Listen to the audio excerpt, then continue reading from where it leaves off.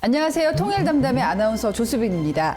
북한이 군사위성을 발사한 이후 우리가 9.19 남북 군사합의 효력 정지를 선언하면서 세간의 남북 군사력 경쟁에 대한 여러 가지 이야기들이 나오고 있는데요. 자, 오늘은 2024년을 맞아서 남북 간의 군사력 경쟁에 대해서 이야기를 해보려고 합니다. 자, 군사 전문 기자면 누가 떠오르시나요? 저는 이분이 떠올라요.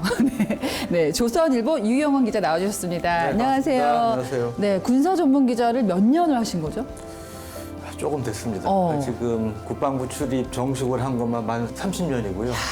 그 전에 이제 월간조선이라는 잡지에 있었는데 네. 그때도 좀 줄어서 포함하면 34년 정도. 야, 여러분께서는 오늘 34년의 노하우를 네. 한 방에 다 들으실 수가 있을 거예요. 외모는 그보다 좀 젊어 보이잖아요. 34살로 보이십니다. 자, 이분은 탈북 후에 방송인으로 또 북한 인권 운동가로 맹활약 중이신 정윤아 씨 모셨습니다. 어서 오십시오. 네, 반갑습니다. 정윤아입니다. 네. 자, 그러면요. 오늘의 주제 화면으로 만나보시죠.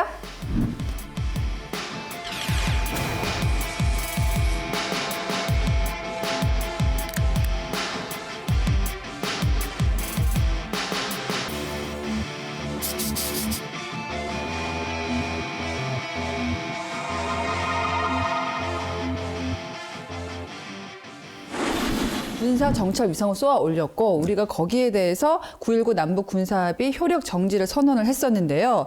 북한이 또 이걸 핑계로 삼아서 우리가 더 군사적 무장을 하겠다, 가속화하는 모양새를 띠고 있습니다.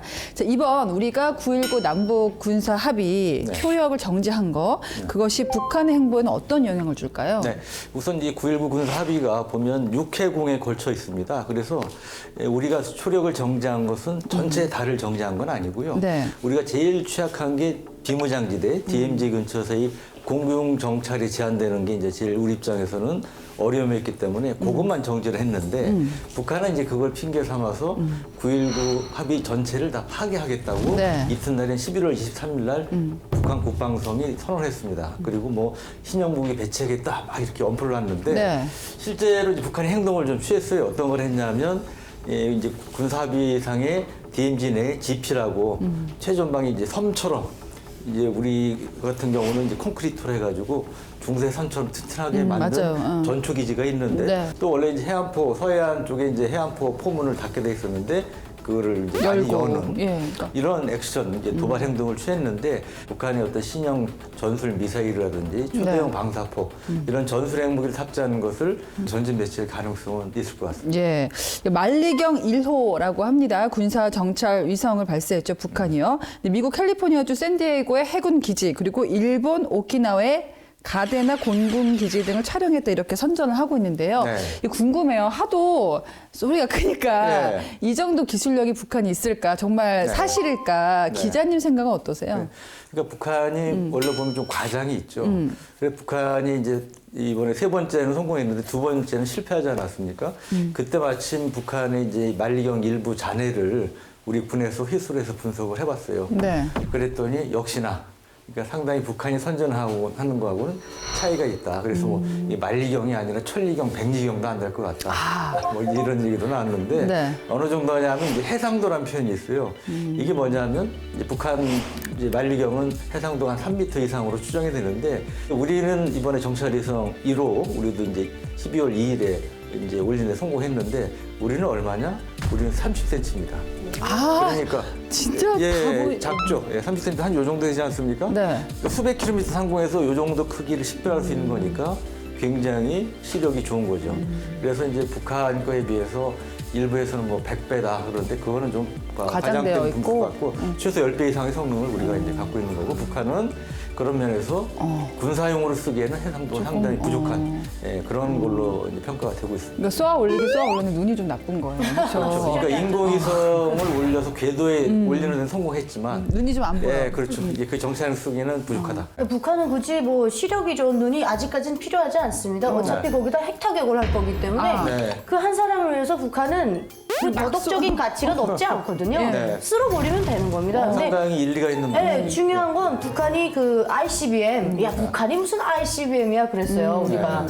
그렇죠? 말씀하신 것처럼 잔해 같은 걸 저희가 꺼내 보면 뭐 이어붙인 자리나 이런 것들이 굉장히 거칠고 야 이게 이 철덩어리가 날아가 이렇게 얘기를 합니다. 근데 날아가요. 네. 그런 ICBM이 어쨌든 시력이 안 좋던 좋던 눈이 달린 거지 않습니까? 그러니까 좋은 뉴스는 아니죠. 그러니까 북한이 보면 그렇게 부족하지만 중요한 것은 계속 진화하고 있어요. 진화하고 있다. 예, 발전하는 거. 그걸 우리가 강조해서는 안 돼요. 그러니까 우리가 이런 얘기를 들었을 때 북한 별거 아니야 얕잡아 볼 필요도 없고 그렇다고 너무 지나치게 공포감을 맞습니다. 가질 필요도 없고 맞습니다. 네. 알면서 전략을 세워야 되겠습니다. 네. 자, 성능만큼이나 관심을 모으는 게 이제 북한 위성에 대한 기술 이전 문제입니다. 이제 러시아가 도움을 줬어야만 쏘아 올릴 수 있을 거라는 예측이 많았잖아요. 네. 그러다 보니까 러시아에서 도움을 받았나 보다 하는데 이 부분은 어떻게 보세요?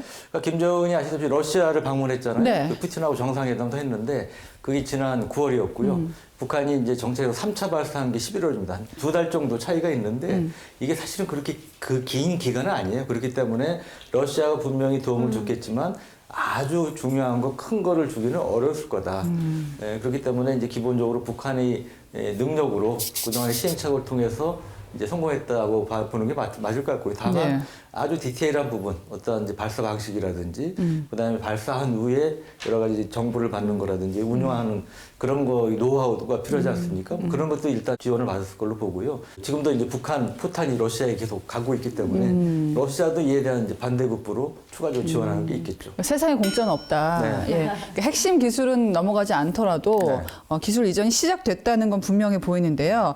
북한이 러시아에 많은 무기를 제공하고 있다. 블링컨 미국 국무장관 이런 비판까지 내놨습니다. 네. 북한과 러시아가 이제 군수품 교류를 하면서 서로 얻게 되는 이득이 뭘까요? 지금 우크라이나 전쟁에서 우크라이나나 러시아나 둘 다 제일 부족한 게 포탄이에요. 재래식 무기. 예, 예. 그래서 이제 우크라이나도 뭐 서방 세계에 손을 벌리고 있고 러시아도 이제 북한까지 손을 벌린 건데 러시아 같은 경우는 하루에 포탄을 한 6만 발 정도를 소모를 한답니다. 그러면 한 달이면 얼마예요? 180만 발이 필요하는 엄청난 양이 필요한 거죠. 네. 그래서 일단 지금 북한이 러시아에 지원하는 거는 포탄 위주로 컨테이너에 실어서 하는데 얼마 전까지 공식적으로 발표된 게 2,000개까지 러시아에 넘어가는 게 확인됐습니다.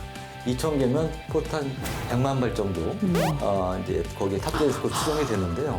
근데 중요한 건 그 뒤에도 계속 가기 때문에 그러니까. 지금 하여튼 몇천 개의 컨테이너가 북한이 있으니까 러시아가 전쟁을 계속할 수 있는 거네요. 예, 그런 면에서 네. 이제 전쟁을 지금 지속할 수 있는데 에 있어서 러시아가 상당히 도움을 받고 있다고 봐야 되고요. 예. 그럼 북한은 러시아로부터 뭘 받을 수 있느냐? 특히 북한이 갖고 있는 최신형 전투기가 미그 29라는 게 있는데 옛날 거라며요? 이게 네. 우리 80년대 말에 들어온 거예요. 이 전투기 도입을 이제 타진할 가능성이 있고요.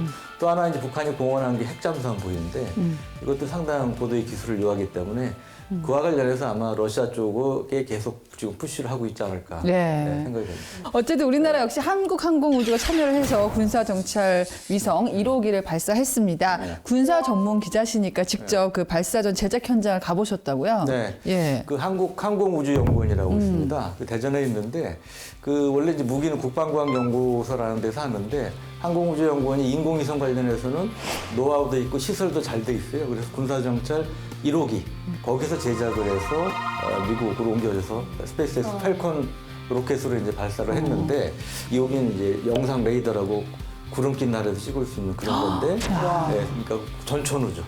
북한은 아직까지 참고로 그게 안 됩니다. 북한이 이번 쏜 거는 카메라, 일반적인 카메라. 전 그래서 더 무섭다니까요. 막 쏠 것 같아요.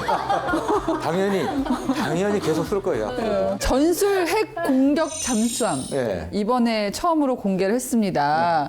야, 어마무시한 이름인데요. 네. 이게 위협적인 무기가 될 거라고 보십니까? 이름은 어마무시한데요. 네, 전술 핵. 예, 그러니까 그 별명이 뭐 프랑켄슈타인 잠수함이다 뭐 이런 얘기도 듣는데 아마 좀 실패를 할 수 있지만 저는 결국은 성공시키려고 봐요. 그리고 또 하나 우리가 무조건 폄훼할 것만 아닌 게 거기에 탑재되는 미니 SLBM 소형 그 잠수함 발사 한도 미사일이 최대 사거리가 한 600km 되는데요. 600km면 북한 심포 앞바다에서 충분히 남한 전역을 커버할 수 있는 거리입니다. 그러니까 뭐 무시할 건 아니네요. 그러니까 잠수함이 멀리 굳이 동해 앞바다까지 가서 네. 동해 저쪽까지 나가서 쏠 필요 없죠. 북한 심포 앞바다 가서 물속에서만 들어가서 쏘면 쏴도 충분히 타격할 수 있기 때문에 그 정도 능력만 가지면 우리한테 위협이 될 수 있다. 그러니까 그것도 간과해서는 안 된다. 아니 유 기자님이 참 어떻게 하라는 건지 모르고 어떨 때는 야 그 위협적이지 않아 괜찮아라고 했다 아니야 그래도 조심해야 돼. 네. 왔다 갔다 네. 이게 원래 정보 다루는 사람이 특징이 네. 그겁니다. 아. 항상 이럴 수 있다, 이럴 수도 있다. 직업이 기자 아닙니까? 기자는 팩트에 충실해야 되니까. 그렇군요. 그래서 말씀드리는 거죠. 자, 이번 시간에는 유영원 군사 전문 기자와 함께 북한의 군사력 그리고 또 우리는 어느 정도 준비를 하고 있는지 좀 살펴봤는데요. 다음 시간에 남북한 군사력에 대해서 좀 실질적으로 좀 더 깊게 살펴보도록 하겠습니다. 다음 시간에 뵙겠습니다. 통일 담당.